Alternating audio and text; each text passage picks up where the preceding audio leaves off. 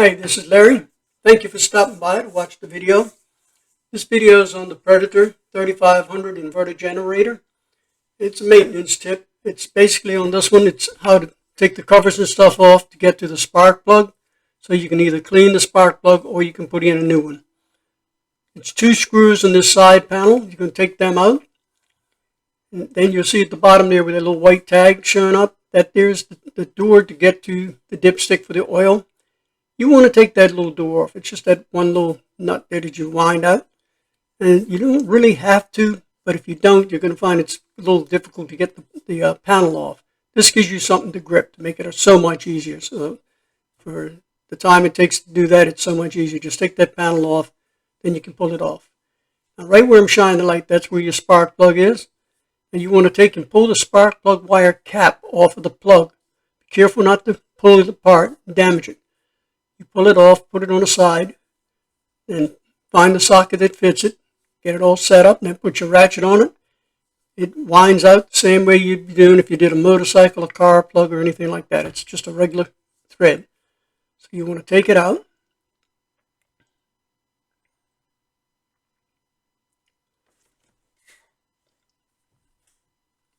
Now we're just going to clean the plug here. This plug's not old at all.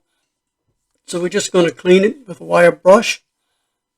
You want kind of a soft wire brush. You don't want something hard that's going to damage the electrode and stuff.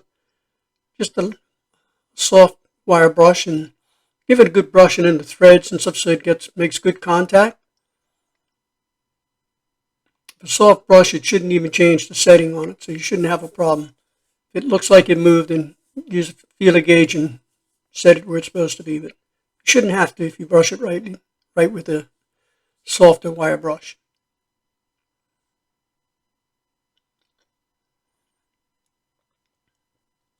So when it comes to putting them back in, never use your socket to put a spark plug back in.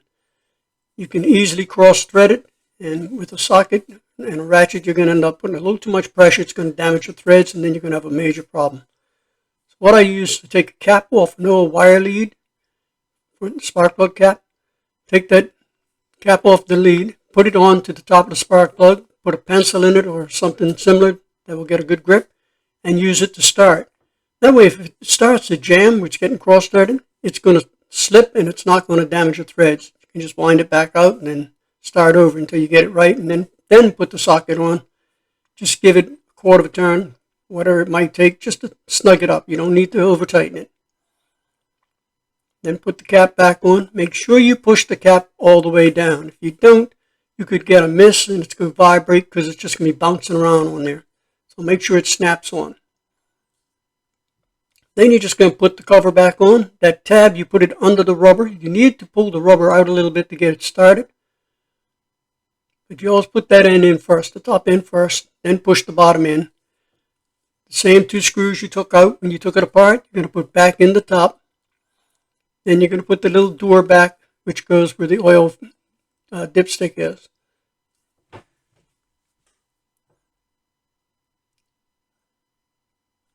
So most of it's set incorrect, but the bottom will be out a little bit. But once I tighten it a little bit, then I just push the bottom, it snaps right in. As you can see, this is not a real big job. It's just a matter of knowing what to do to save you time. Hope this helps you. Please subscribe to the channel and watch for more videos. We've got some different types of videos be starting pretty soon. I've been working on the generator for a while, just doing maintenance tips for you guys. So we will be doing different ones soon. Have a great day. Thanks for watching.